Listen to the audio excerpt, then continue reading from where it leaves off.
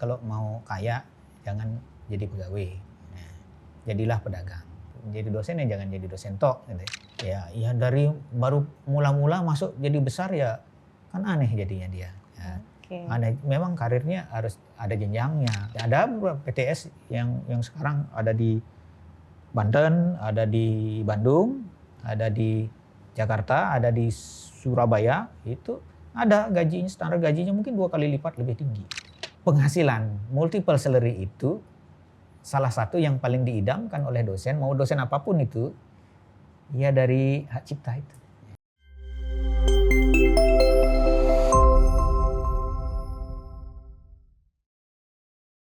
Halo rekan akademia, jumpa lagi dengan saya Rida.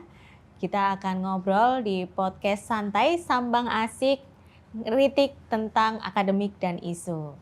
Pada kali ini kita masih akan ngobrol bersama Pak Ray.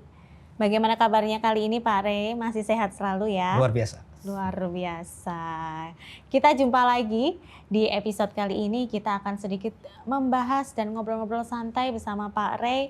Tidak lagi tentang gelar profesor, tapi kita akan membahas tentang jadi dosen. Nah, jadi dosen ini Pak Ray, saat ini banyak yang berbondong-bondong untuk menjadi dosen. Baik itu dosen tidak tetap ataupun dosen tetap begitu ya, ataupun PNS bahkan. Nah, seiring banyaknya peminat menjadi dosen, ternyata ada berita-berita yang sedikit membuat kurang asik ya Pak Ray ya. Banyak pemberitaan tentang gaji dosen ini gitu ya. Seperti apa sih potret gaji dosen dan realitas kesejahteraannya Pak Ray? Karena yang kita tahu, yang beredar di media, di sosial media itu banyak yang menyampaikan bahwa kalau jadi dosen nggak sejahtera. Kalau jadi dosen ya mana bisa kaya, mana bisa mencukupi kebutuhan kita. Kalau Pak Ray sendiri nih kan sudah jadi dosen kurang lebih berapa tahun nih Pak Ray? Sampai saat ini berarti 21 tahun. 21 tahun dan so far masih so good gitu loh Pak Ray. Jadi masih semangat juga ini jadi dosen. Menurut Pak Ray seperti apa ini dengan pemberitaan yang ada saat ini? Ya, saya sebelum menjawab itu saya masih ingat pesan ibu saya. Kebetulan ibu saya itu berdarah Jawa, memang orang Jawa. Le, kalau mau kaya jangan jadi pegawai, nah, jadilah pedagang. Karena ibu saya juga pedagang, jadi kalau mau kaya ya jangan jadi pegawai. Tidak hanya dosen, jadi pegawai. Artinya apa? Kalau mau jadi cita kaya ya jangan jadi pegawai, harus berentrepreneur. Nah itu. Nah terlepas dari ada sentilan yang kurang manis atau justru menganggap bahwa menjadi dosen itu sengsara, itu bahasa sederhana saya kira enggak juga. Tergantung. Kalau dosen tok, kita kan biasa diajarkan sekarang bekerja multitasking. Saya kira itu aja, multitasking, ya jadi dosen ya jangan jadi dosen tok gitu. Tapi kan kita punya talenta yang lain juga gitu.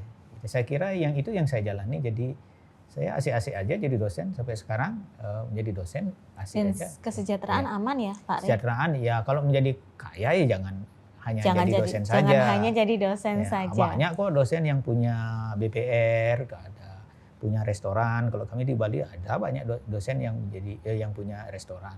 Kan kalau kita punya usaha itu kan tidak harus kita yang mengelola, kan kasih pegawai. Tapi kan kita bisa mengawasi. Itu banyak itu. Kalau diteliti misalnya saya ada beberapa lahan investasi dari itu. Suatu saat ya saya bisa pakai. Jadi enggak selamanya juga jadi dosen itu sengsara gitu. Kalau kita hedon ya mungkin. Kan lihat-lihat antara kemampuan dengan keinginan itu tuh harus disejajarkan dengan kemampuan. Ya, baik. Saya kira demikian. Untuk saat ini kan kita sering sekali ya banyak juga pemberitaan terkait ada yang setuju masih setia menjadi dosen, tapi juga ada juga yang jadi dosen tapi banyak keluh kesahnya nih Pak Ray dengan beban kinerjanya yang tinggi tapi tidak sesuai dengan kesejahteraan yang didapatkan. Mungkin karena ada perbedaan ya kalau kita bicara gaji dosen kan kembali lagi dia dosen di mana, statusnya apa, itu kan banyak sekali ya Pak Rey ya. Perbedaan status dosennya, mengajar di mana itu juga akan berpengaruh pada pemasukannya sebagai dosen. Nah, ini seperti apa nih Pak Rey untuk supaya rekan-rekan yang sudah saat ini jadi dosen ini tetap semangat dan tetap bangga gitu menjadi dosen dan bisa mengoptimalkan seperti tadi kata Pak Rey nih. Kalau mau kaya ya jangan jadi dosen tapi bisa memanfaatkan kemampuan-kemampuan yang lain. Harus jadi multitasking tadi kalau Betul. kata Pak Rey ya. Sebenarnya apapun job kita ya, pekerjaan kita sebenarnya harus didasari oleh satu sebenarnya. Teori-teori yang lahir ke dalam dunia ini, salah satunya teori ekonomi. Teori ekonomi itu dilatar belakangi oleh apa? Kalau saya tanya kepada mahasiswa, ada yang bilang macam-macam jawabannya panjang-panjang. Sebenarnya hanya satu kata saja, takut, scary. Gitu. Scary itu kalau kita bekerja dengan memiliki rasa takut miskin, takut tidak naik jabatan, takut keluarga tidak makan, itu tidak perlu kerja keras. Dari inner motivation istilahnya. Dari asal muasal innernya kita ini sudah memiliki rasa takut tidak naik karir, tidak naik. Itu yang ingin saya sampaikan pada teman-teman. Saya kira yang lain-lainnya itu akan mengikuti. Masalah bagaimana berkinerja walaupun katanya gajinya kecil, ya dari baru mula-mula masuk jadi besar ya kan aneh jadinya dia. Ya. Aneh, memang karirnya harus ada jenjangnya. Asisten ahli dengan lektor kepala pasti beda dong tunjangannya, gajinya pasti beda. Tapi kan kalau kita takut mentok di asisten ahli kan kita berjuang, berkinerja untuk sampai di sana. Gitu. Saya kira demikian. Jadi tetaplah meniti karir itu dengan kinerja yang diawali dari rasa takut kita sengsara loh, bukan takut kepada bos, bukan takut sengsara, takut apabila perlu inovasi juga, kreatif juga kalau kita punya kemampuan yang lain gitu. Banyak kok saya punya teman itu jadi dosen, dia itu ngamen tanda kutip, kalau di Bali ngamennya agak profesional sedikit. Dia dikontrak itu kalau di Jimbaran itu kan ada sore-sore itu bayarannya tinggi karena dia dikontrak ngamennya profesional gitu. Jadi ngamennya dosen juga beda ya Prof? Iya memang kok Prof suaranya lagi Pak Rey? Suaranya itu gini, suaranya memang suara profesional gitu. Ya itu kita tunjukkan gitu. Saya punya teman dia jadi punya usaha event organizer. Sering dia jadi MC. Yang saya sebutkan tadi waktu di mobil itu kan gitu, dia handle tour. Hari Sabtu Minggu dia handle tour. Misalnya seperti itu.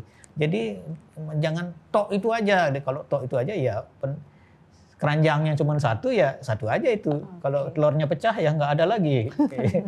Ya harus cerdas ya. Saya kira teman-teman dosen itu kalau dosen pasti cerdas. Tinggal kita mau mengembangkan atau tidak. Baik, jadi memang ketika mau jadi dosen berarti harus mau untuk mengembangkan diri supaya gajinya pun juga nanti akan mengikuti ya Prof. Oke, baik. Nah, ini ada yang lagi ramai juga ini Pak Rey. Upah murah dosen dan kualitas pendidikan. Kalau kita bicara kualitas pendidikan pasti banyak juga yang harus kita persiapkan ya kalau untuk kita bicara pendidikan. Nah, tetapi kenyataannya dosen sendiri gajinya masih ya kalau kita bicara dosen tidak semuanya gajinya sudah bagus begitu istilahnya. Tidak kalau secara aturan kan sudah ada aturan yang berlaku, tapi tidak menutup mata banyak juga yang masih mendapatkan di bawah aturan yang ada. Nah, ini seperti apa nih Pak Rey untuk menyikapi ini dan juga memberikan semangat untuk rekan-rekan dosen yang mungkin rekan-rekan dosen yang mengalami hal ini supaya tidak kemudian berkecil hati. Saya tanya kepada Mbak ya, apakah Mbak yakin kalau seseorang digaji tinggi kualitasnya bagus? Nggak yakin kan? Enggak juga sih. Nggak yakin bahwa dosennya biasa-biasa gajinya dia mengajar tidak bagus, nggak yakin juga. Mungkin bisa lebih bagus. Itu tergantung dari personal quality. Ya, personal quality maksud saya bahwa itu sangat tergantung. Saya kira tidak bisa dipukul rata. Mungkin kualitasnya mungkin misalnya begini. Kalau kemampuan perguruan tinggi itu memberikan honorarium gitu misalnya, 16 kali pertemuan karena biayanya murah gitu misalnya, SPP-nya murah gitu. Jadi cuma 8 kali datang langsung bayar honor, padahal jadi 16. Itu tidak sedikit loh perguruan tinggi begitu, karena itu win-win solution seperti itu. Itu mungkin. Tapi secara substantif kan materinya tersampaikan. Kalau dianggap bahwa gaji dosen yang rendah itu ekuivalen dengan rendah kualitas pendidikan, enggak juga. Banyak kok perguruan tinggi yang biaya murah atau perguruan tinggi rakyat ada dibilang, tapi jebolannya bagus. Luaran atau alumni itu sebenarnya masalah personal, individu. Tidak selamanya alumni dari perguruan tinggi yang hebat, yang populer itu akan diterima kerja secara mudah. Tidak selamanya. Tidak selamanya juga alumni dari perguruan tinggi yang baru gitu misalnya, baru berkembang, itu sulit untuk mencari pekerjaan. Tidak identik juga. Oke. Itu karena ada tes interview, wawancara secara personal gitu. Baik. Jadi kualitas atau upah dosen, atau kita bicara remunerasinya dosen, honorariumnya dosen yang mungkin masih kecil karena mungkin kemampuan kampusnya ya Pak Rey ya, kemampuannya masih belum bisa memberikan lebih, tidak berbanding dengan kualitas pendidikan itu sendiri. Tetapi kalau kita bicara lagi tentang gaji dosen, ini kan ada gap perbedaan juga ya.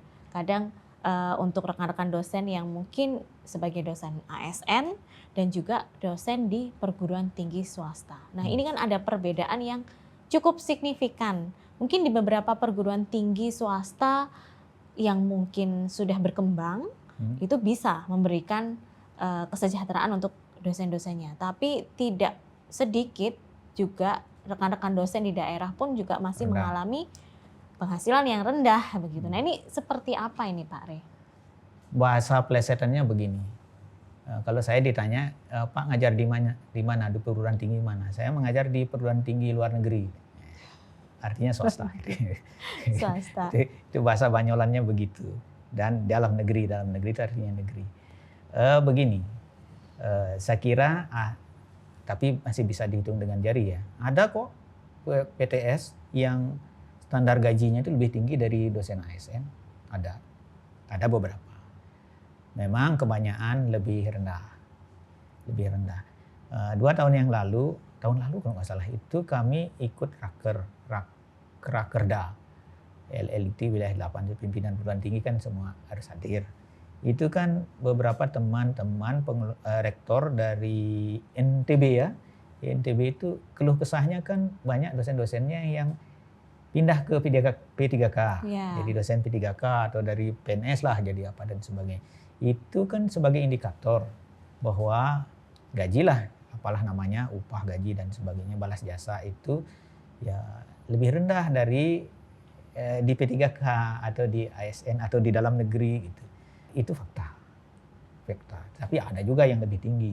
Ya. Tapi enggak saya sebut merek ya. Ada merek perguruan tinggi. Ada beberapa PTS yang sekarang ada di Banten, ada di Bandung, ada di Jakarta, ada di Surabaya. Itu ada gajinya, standar gajinya mungkin 2 kali lipat lebih tinggi. Nah, kira-kira demikian. Jadi tidak bisa dipukul rata. Tergantung juga. Ya memang di sana rekrutmennya itu dosennya memang ketat. Kualifikasinya ya, sudah tes wawancara tinggi. pakai bahasa Inggris gitu misalnya. Karena dia akan mau go global gitu. Memang bahasa Inggris, publikasi, minimal baru ngelamar aja sudah ditanya publikasi JIP-nya mana, jurnal internasional bereputasinya mana, ada enggak gitu. Gitu. Berarti kan ada gap antara dosen itu sendiri ya Pak Rey ya. Di sini kalau kita bicara gaji itu kan biasanya itu akan menjadi motivasi tersendiri untuk rekan-rekan dosen untuk bisa lebih mengembangkan diri. Ya mungkin kita memang sebagai dosen harus punya multi talenta yang bisa kita gunakan untuk ngamen lah, istilahnya ngamen di luar kerjaan kita sebagai dosen. Tapi kan tidak semuanya ini Pak Rey. Terkadang juga sudah disibukkan dengan kegiatan di kampus, akhirnya ya mau tidak mau yang kita dapatkan hanya yang dari kampus itu saja, balas jasa dari kampus. Tapi terkadang juga untuk mendapatkan nominal sekian ini harus jadi tim ini, tim itu fakta yang terjadi saat ini. Jadi selain melaksanakan Tridharma, untuk bisa meningkatkan kesejahteraannya, dosen harus melakukan banyak hal, baik itu untuk kepentingan pribadi, untuk tadi meningkatkan jabatan akademik dosen, untuk bisa naik karir, butuh modal juga untuk punya jeep, begitu. Tapi di sisi lain juga harus ada sumbangsih ke institusi untuk menjadi tim A, B, C, D yang akhirnya mendapatkan tambahan-tambahan untuk pemasukan. Nah, ini seperti apa sih sebenarnya? Apakah memang harus seperti ini dosen-dosen kita atau sudah harus punya regulasi yang baru untuk bisa meningkatkan atau setidaknya kualitas setiap orangnya, setiap dosen yang memang produktif itu bisa mendapatkan balas jasa yang sebanding. Atau istilah lainnya multiple salary ya? Ya, multiple betul salary, sekali. berarti dari berbagai sumber ya. Saya punya teman, itu salah satu dosen swasta itu di Surabaya. Mbak percaya nggak kalau penghasilan dia itu hampir 1 M satu bulan? Nggak percaya kan? Karena dia banyak, gitu, Pak? ya banyak sekali patennya. Dan patennya itu ada digunakan di hilirisasi di industri. Nah, arahnya kan memang BRIN dan Dikti itu memang arahnya memang menciptakan paten-paten yang bisa dihilirisasi. Nah, kalau semua begitu, perguruan tingginya kaya, yang merekrut dia itu kaya, dia juga kaya. Jadi, kalau di luar negeri udah biasa. Tapi kan di Indonesia belum biasa, Pak. Ya sekarang kita biasakan. Nah, selama ini penghasilan multiple salary itu salah satu yang paling diidamkan oleh dosen, mau dosen apapun itu, ya dari hak cipta itu. Paten itu. Dan paten itu dulu bayangan saya kan hanya dosen-dosen saintek saja yang bisa menghasilkan paten, ternyata enggak. Semua dosen bisa? Dosen apapun, kalau kita melihat apa, alat apa itu kita patenkan. Tapi paten namanya paten sederhana atau paten metode gitu. Misalnya seperti itu bisa. Tapi kan untuk bisa menemukan sesuatu hal yang untuk bisa kita patenkan itu tidak mudah. Riset, yang pasti riset ya. Di sanalah job utamanya kita dosen. Saya bisa cepat begini gitu, misalnya jeepnya agak banyak sedikit, itu kan karena ada pendanaan, ada hibah-hibah dari pemerintah, dari DRTPM, dari Pemda dan sebagainya. Itu ingat bahwa teman-teman dosen yang sudah kualifikasinya sudah bagus dan namanya itu brandingnya bagus, kan kita bisa berkarir jadi tim ahli di mana, jadi konsultan di mana, kan bisa. Artinya kan memang harus aktif sendiri untuk bisa mendapatkan pendanaan, untuk bisa melakukan riset-riset yang keren lah istilahnya, Pak. Itu titah regulasi. Dosen berkarir di luar kampus. Harus jadi tim justru. ahli. Maksudnya titahnya itu ya diharapkan begitu tadi, tidak semua berkarir di luar kampus. Misalnya jadi konsultan, jadi tim ahli. Itu bahkan aturan baru sekarang itu malah lebih ekstrim. Kalau ada yang ditugaskan di luar instansi, dia tidak perlu ngapa-ngapain. Atau jadi rektor, tidak perlu melakukan penelitian, tidak perlu gini. Kalau dia juga ikut penelitian, itu kan bonus jadinya. Nah itu contohnya. Jadi aturan baru ini justru akan menguntungkan gitu dalam hal berkarya.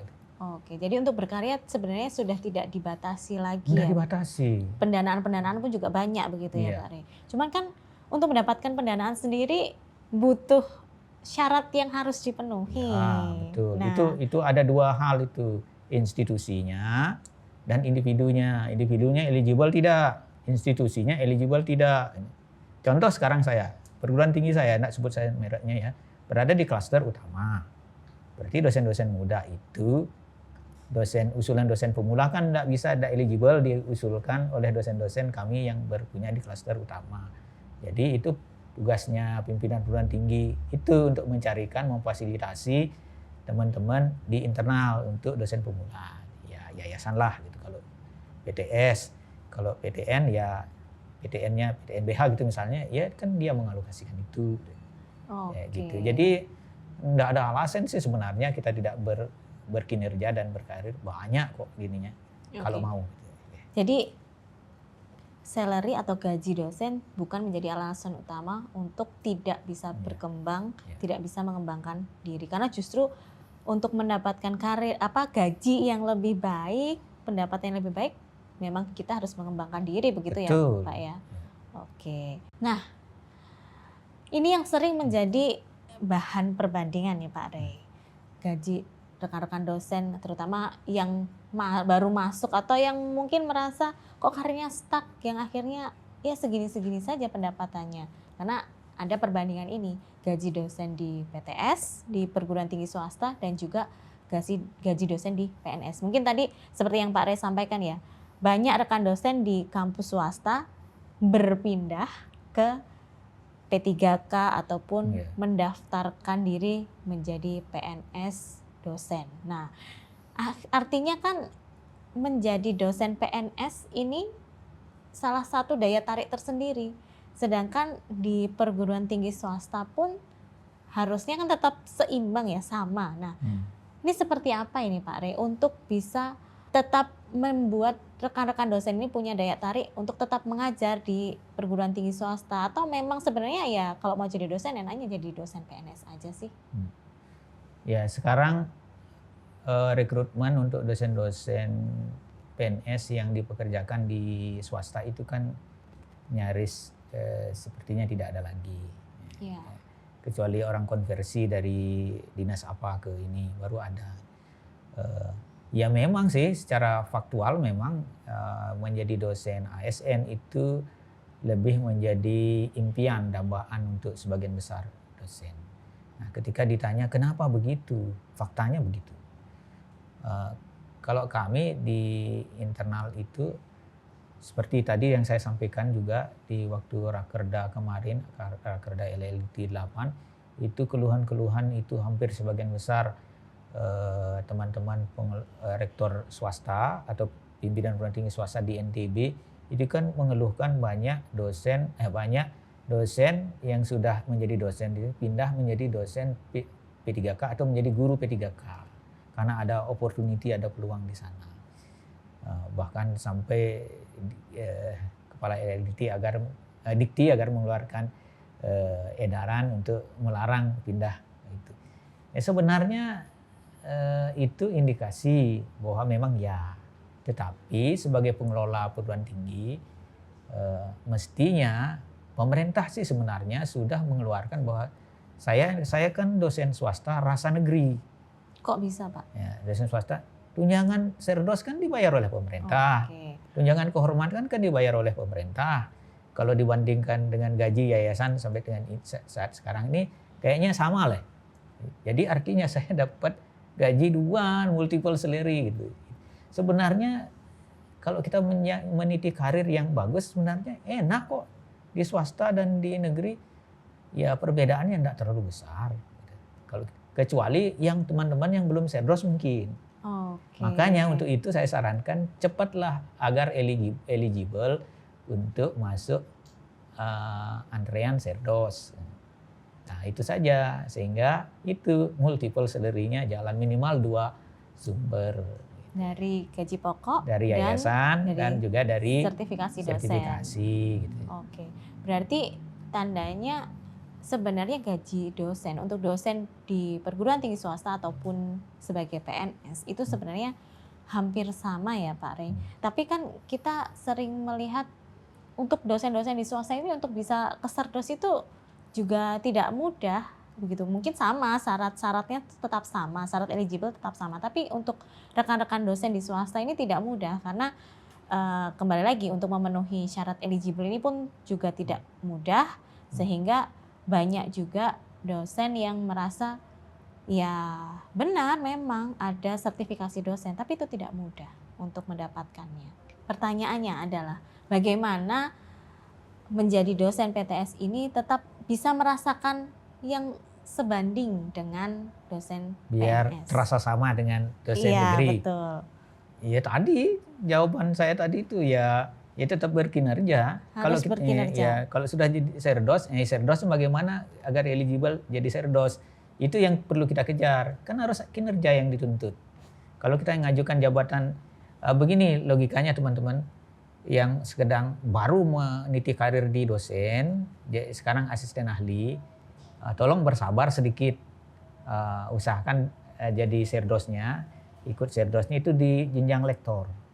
Karena begini, semakin rendah jenjang jabatan fungsionalnya, maka ujiannya semakin sulit. Persyaratannya yang diminta semakin tinggi. Artinya begini, anak-anak dosen-dosen muda yang luar biasa, yang bisa masuk jaringan yang ketat itu. Kalau dulu kan malah yang sudah berada dalam posisi guru besar kan tidak perlu serdos. Ya, jadi, tapi sekarang untuk guru besar aja harus serdos dulu. Untuk semua jenjang jabatan fungsional seperti serdos ada uji kompetensinya seperti. Nah, saya kira tidak ada langit dimanapun langit itu selalu tinggi ya. Jadi tidak ada itu filosofi Jawa, tidak ada langit yang pendek di Jogja lebih pendek langitnya daripada di Bali, sama aja. Artinya semua pekerjaan itu kalau dianggap sulit, ya sulit semua. Gitu. Oke, artinya sebenarnya menjadi dosen ini maupun di swasta maupun sebagai dosen ASN itu sebenarnya bisa mencapai kesejahteraan yang sama. Saya kira sama. Tapi lebih kalau kita lihat-lihat kalau untuk dosen-dosen di swasta itu pengembangan karirnya entah kenapa lebih cepat ya Pak Rey. Dirasanya seperti itu karena apakah itu memang didorong oleh pihak kampus supaya rekan-rekan dosen di swasta atau di perguruan tinggi swasta di luar negeri ini memang harus karirnya cepat meningkat supaya tadi untuk bisa menyetarakan. Apakah memang didorong seperti itu atau seperti apa sebenarnya Pak Rey? Satu, betul. Pertanyaannya itu adalah jawaban juga. Pertanyaan itu jawaban juga. Memang ya seperti itu, semua berpacu untuk mendorong dosen-dosennya itu agar naik jenjang karir karena terkait dengan pengukuran quality, internal quality. Internal quality itu juga akan terkait dengan eksternal assessment quality yang bernama akreditasi. Nah, itu. Nanti diukur itu. Bahkan untuk mendapatkan akreditasi unggul itu setidak-tidaknya ada sekian, misalnya lektor kepala di program studi misalnya minimal ada 3 lektor kepala. Nah, itu. Makanya kita mendorong seperti itu. Nah yang berikutnya yang boleh saya sampaikan bahwa kenapa seolah-olah kok jenjang jabatan akademik di swasta kok jauh lebih mudah? Oh tidak sebenarnya. Mungkin masalah proses birokrasi. Birokrasinya lebih pendek kalau di swasta dibandingkan dengan di negeri. Negeri itu kalau ketemu rektor itu kan perlu semedi dulu ya, baca primbon dulu gitu hari apa gitu. Nah ini gininya. Ya, lebih sulit ditemukan ya. Kalau di swasta kan mudah-mudah saja. Kadang-kadang ketemu di baru turun dari mobil pun rektornya bisa kita sapa. Kalau di negeri kan protokolernya agak tinggi lah gitu. Nggak sopan nanti kalau kita mau minta tanda tangan pas Pak Rektor turun dari mobil gitu. Kalau di swasta birokrasinya lebih pendek. Itu yang menyebabkan seolah-olah itu lebih mudah. Sebenarnya sama aja sebenarnya. Oke, sebenarnya untuk jenjang ininya sama saja dan untuk bisa mencapai kesejahteraan yang baik pun juga dari swasta pun banyak dilihat lebih mudah karena mungkin kemudahan akses itu ya Pak Rey ya. Kalau kembali lagi, kalau Pak Rey sendiri kenapa memilih untuk menjadi dosen di perguruan tinggi swasta? Tidak tergoda untuk mendaftar menjadi dosen PNS waktu itu? Tahun zaman bahula ya, sebelum ada Semeru ya. Saya sebut begitu istilahnya. Sebelum ada Semeru. Saya pernah berniat untuk jadi PNS. Tapi sejalan dengan itu ada perubahan, ada motivasi lain juga. Salah satu motivasi yang saya sampaikan tadi, mungkin di swasta ini lebih cepat. Gitu. Ya jujur saja, saya juga punya cita-cita untuk jadi PNS dulu. Bahkan cita-cita saya dulu itu menjadi dokter kan, karena itu banggaan orang-orang tua dulu menjadi dokter. Dokter itu kan D-nya kecil, R-nya kecil. Ya. Tapi Tuhan memberikan saya D-nya besar, R-nya besar. D-nya besar, R-nya kecil. Jadi enggak apa ya, berarti Tuhan memberikan saya lebih daripada apa yang saya doakan. Karena Cuman D-nya lebih, dokter menjadi dari dokter menjadi dokter dokter. jadi dokter. Nah Oke. itu bahasa gininya untuk ngilangin kecewanya gitu. Ya, siapa jujur saja teman-teman di rumah, siapa yang nggak punya cita-cita untuk menjadi PNS? Gitu. Punya cita-cita, tetapi kita tidak akan mati kalau kita tidak jadi PNS. Kita juga bisa karir di PTS. Yang mungkin kalau lebih rendah, lebih sedikit gininya, tidak terlalu jauh sih sebenarnya. Ya, kalau di swasta lebih fleksibel. Nah, lebih fleksibel. Saya yakin lebih fleksibel. Birokrasinya lebih pendek. Kalau kita bisa memanfaatkan kedua hal itu, mungkin jenjang karir kita akan lebih cepat. Gitu. Oke. Berarti artinya kenapa tidak tertarik ke menjadi dosen PNS karena birokrasi ini tadi Bukan tidak tertarik. Ya. Saya di swasta juga nyaman. Gitu. Oke, karena kenyamanan. Berarti kalau boleh sedikit kita bahas, berarti birokrasi menjadi dosen PNS, menjadi ASN itu lebih sulit ya Pak Rey? Atau seperti apa? Kalau menurut Pak Rey nih? Nah, saya tidak bisa memberikan pendapat itu karena saya bukan PNS. Oke. Nah, sama orang Pak, saya tidak bisa berpendapat surga itu seperti apa. Kalau saya tidak pernah ke surga. Sama dengan itu. Jadi saya hanya membayangkan. Tapi buktinya kalau ditanya nyaman, saya merasa nyaman di PTS. Di PTS? Ya. Tapi jujur saja, kalau sekarang saya mau dikonversi jadi ASN, oke-oke juga. Gitu. Okay. Artinya ya tidak ada yang jujurnya begitu. Mohon maaf nih, biar saya tidak dosanya saya tidak terlalu banyak. Ya saya jujur saja bahwa itu dosen ASN itu memang ya tapi kan kita juga amanah kalau kita menjadi bisa menyumbangkan apa yang kita miliki untuk umat, untuk masyarakat, untuk masa depan anak-anak bangsa ini, mencerdaskan mereka gitu bahasa kerennya gitu. Siapa yang menolak kalau ditawari hal-hal yang lebih menarik ya? Ya. Berarti saya tandanya, lebih 50 tahun kan tidak mungkin jadi PNS sekarang. Aturan baru itu katanya boleh, tapi saya telat juga 50 tahun lebih umur saya sekarang. Oke. Tandanya ketika memang ada kesempatan berarti menjadi dosen PNS, kenapa tidak? Saya tidak akan pernah, di kampus saya yang saya kelola itu ada 3 orang yang pindah P3K. Jujur ada P3K. Saya tanya alasannya, kenapa pindah? Iya Pak, jawabannya iya Pak aja. Nah, saya tanya ke dia, kalau kamu merasa nyaman, lebih nyaman jadi P3K silahkan. Ya, tapi jangan lupa nanti kalau suatu waktu boleh kok di sini ngajar juga. Saya sampaikan begitu. Saya tidak pernah melarang. Ya, karena saya kan tidak mau merasa berdosa terus. Saya juga punya cita-cita dulu jadi PNS. Tapi kenyataannya enggak, ya sudah lah, di sini juga saya bisa hidup gitu. Di luar negeri maksudnya, di PTS gitu, bisa hidup. Ya, saya sampaikan tadi, ada kok PTS gajinya lebih tinggi kok daripada PTN. Jangan nolak itu fakta juga. Gitu. Ya saya sebutkan tadi ada di Jakarta, di Tangerang atau di Tangerang, ada di Jakarta, ada di Bandung, ada di Surabaya, itu gajinya lebih tinggi daripada negeri. Kalau mau survei silahkan tanya, nanti saya kasih janji. Setelah wawancara nanti saya kasih ke kampus-kampus mana saja itu. Ya, survei untuk dapatkan faktanya. Berarti tandanya menjadi dosen PNS ini jika memang ada kesempatan silahkan untuk kembali lagi. Tapi jangan mengajak gitu juga, nanti saya dibully sama teman-teman rektor. Bukan seperti itu. Tidak melarang. Tidak melarang, oke. Kalau seandainya nih Pak Rey saat ini masih usia muda, kemudian ada tawaran untuk menjadi dosen PNS, apakah akan diambil? Nah, ini jebakan ini. Jebakan. Ya harus berhitung dulu. Berhitung. Okay. Apa yang harus diperhitungkan nih Pak? Iya, dikomparasi dulu.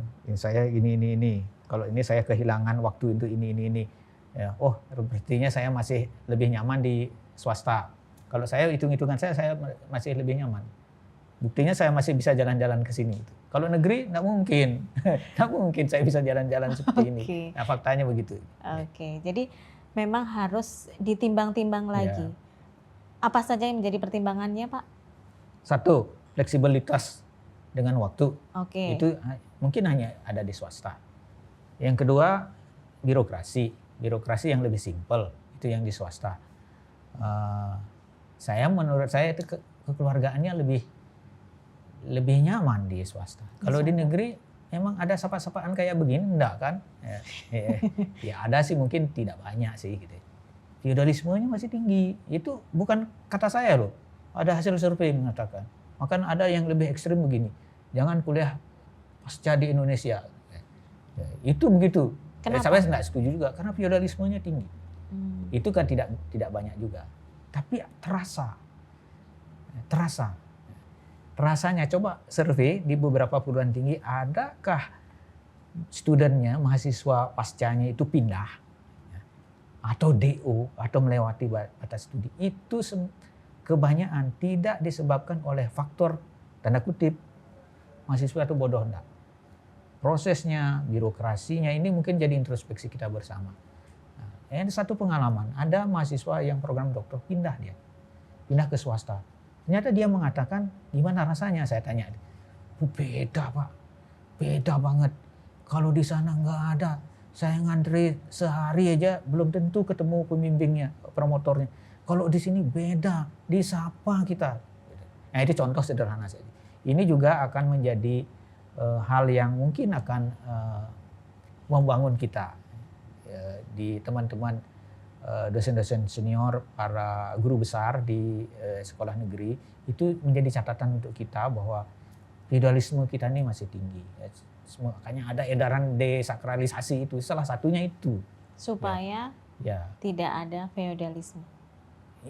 Iya, persepsinya begitu. Saya tidak melakukan justifikasi seperti itu, tetapi itu yang dirasakan yang teman-teman saat itu masih ada. Kalau dulu mungkin lebih tinggi, sekarang udah berkurang, tetapi masih gitu. Oke, berarti memang menjadi dosen di swasta dirasa ketika masih nyaman, mendapatkan fleksibilitas, itu kenapa tidak gitu? Karena berarti untuk kesempatan kesejahteraannya dosen PNS ataupun dosen swasta ini masih bisa setara begitu ya, berarti ya? Bisa dikatakan bisa jadi lebih. Swasta yang mana dulu? Gitu. Oke, tergantung swastanya. Tergantung. Kalau komitmen perguruan tingginya itu dia memberikan standar, kalau kami itu namanya standar pegawai negeri kami pakai. Jadi setidaknya mungkin dia lebih rendah daripada PNS, dosen PNS, lebih rendah sedikit. Karena kami kan ngikuti. Kalau ngikuti kan pasti lebih belakangan. Namanya ngikuti. Ngikuti berarti kalau dosen negeri naik gininya, salary-nya tahun ini karena aturan pemerintah, mungkin kami 2 tahun berikutnya. Kami kan harus buat regulasi baru lagi. Itu contoh saja. Baik. Jadi memang ada waktu yang dibutuhkan untuk perguruan tinggi swasta ini untuk bisa menyamakan, meskipun ya tidak bersamaan, tapi ada proses yang diupayakan untuk bisa menyamakan begitu ya Pak Rey ya. Baik, berarti untuk rekan-rekan dosen ketika memilih untuk berkarir menjadi dosen, mau di dosen swasta ataupun menjadi dosen ASN, tidak perlu takut karena nantinya pun tidak perlu khawatir karena di swasta pun juga diupayakan oleh pihak institusi untuk menyamakan untuk kesejahteraan ini. Tapi meskipun belum semuanya, berarti harus pintar-pintar kitanya dong nih Pak Rey untuk memilih kampus atau seperti apa? Betul. Harus pilih yang seperti apa ini. Kalau tips triknya nih, kalau Pak Rey kan sudah memilih untuk menjadi dosen di PTS di luar negeri. Memilihnya dulu seperti apa? Kayaknya saya sampai pensiun. Sebentar lagi 11 tahun saya pensiun. Oke. Begini teman-teman semua, yang khususnya untuk teman-teman muda. Itu ada 2 hal yang berbeda antara takut dengan khawatir. Saya tidak berharap teman-teman itu khawatir. Karena khawatir itu belum tentu terjadi. Khawatir itu adalah ketakutan tentang masa depan. Itu khawatir. Kalau takut ya kita harus punya takut. Rasa takut itu ya takut miskin, takut tidak naik karir, sehingga kita melakukan sesuatu. Kalau khawatir itu kan belum terjadi kok sudah gemetar. Oh, iya. Ya. Belum terjadi kok sudah gemetar. Kalau itu kan enggak maju-maju kita. Takut kan memang kita harus punya takut. Takut masuk penjara, berarti tidak mau korupsi. Takut Tuhan, takut akan Tuhan gitu. Berarti kita memiliki integritas. Omongan kita, janji kita harus tepatkan. Janji adalah hutang kan gitu. Itu kan implementasi dari ajaran agama. Ya, itu bentuknya rasa takut itu. Kalau punya janji ya bayar gitu. Kalau punya hutang ya bayar. Itu bentuknya. Oke, Ya. baik. Ya, ini ada yang viral di beberapa waktu yang lalu. Jangan jadi dosen. Nah, ini lagi-lagi gara-gara kesejahteraan, isu kesejahteraan dosen ini mencuat akhirnya ke permukaan, akhirnya muncullah hashtag atau tagar jangan jadi dosen ini. Berarti kalau seperti yang kita bicarakan tadi, tagar ini berarti menurut Prof. Rey ajakan yang menyesatkan atau seperti apa ini Prof. Rey? Itu kan bahasa jurnalis. Bahasa jurnalis. Bahasa jurnalis itu biasanya bahasa yang tidak selesai. Ini teman-teman jurnalis kan pinter-pinter nih, cerdas nih, kasih tanda tanya itu. Misalnya, tanda tanya itu kan belum selesai. Ini masih koma nih, cuman nggak kelihatan komanya. Jangan menjadi dosen swasta yang tidak kredibel dan tidak akuntabel, tidak terakreditasi gitu misalnya. Nanti sengsara kita kalau menjadi dosen swasta di perguruan tinggi yang tidak kredibel, yang tidak terakreditasi. Ya saya juga melarang lah teman-teman untuk bergabung di sana. Ya satu pasti sengsara, ya satu kelangsungan hidupnya tidak jelas, mahasiswa juga tidak bisa diwisuda gitu. Mungkin belum selesai itu. Saya melihatnya begitu. Saya melihatnya teman-teman jurnalis ini hebat-hebat ini bikin hashtagnya sehingga jadi menarik gitu. Baik, berarti jangan jadi dosen kalau kampusnya ya, saya itu tidak terakreditasi, ya. Tidak kredibel. Jadi rekan-rekan dosen harus pilih-pilih pintar-pintar lah. memilih kampus untuk jadi dosen. Jadi kalau jadi dosen berarti tandanya harus pintar memilih, harus cerdas berarti ya, Prof. Rey? Ya lihat visinya, visi kampus itu jadi apa aduh, visinya bagus. Ya kan ada masa percobaan biasanya jadi dosen 2 tahun, cukuplah 2 tahun untuk hidup bersama. Sudah banyak sengsara pahit tidak bisa aku lalui gitu misalnya, ya sudah kita cerai, ya, itu kan bisa gitu. Berarti, jangan sampai nunggu tua gitu. Cuma 2 tahun sudah cukup. Hashtagnya gitu. Ini bisa kita ganti, ayo jadi dosen dengan cerdas dan memilih kampus yang kredibel dan terakreditasi. Begitu ya Pak Rey ya? Kita meletakkan masa depan kita di sana. Kita meletakkan istri kita, suami kita, anak kita di sana. Kan kita harus cerdas memilih ini. Ya, ini masa depan saya di sana. Kalau sudah bergabung di sana, harus memiliki rasa takut. Takut tidak berkembang, takut miskin. Hilangkan rasa khawatir. Kalau kita bekerja dengan cerdas, pasti masa depan kita terjamin. Oke, jadi ayo jadi dosen, pastikan kita menjadi dosen yang cerdas, memilih kampus yang tepat untuk bisa meningkatkan kesejahteraan kita sebagai dosen. Baik rekan-rekan akademia, terima kasih banyak sudah ngobrol asik bersama Pak Rey di podcast Santai. Jangan lupa like, komen, dan subscribe channel YouTube Dunia Dosen. Dan sampai jumpa di podcast kita selanjutnya bersama rekan-rekan yang lainnya.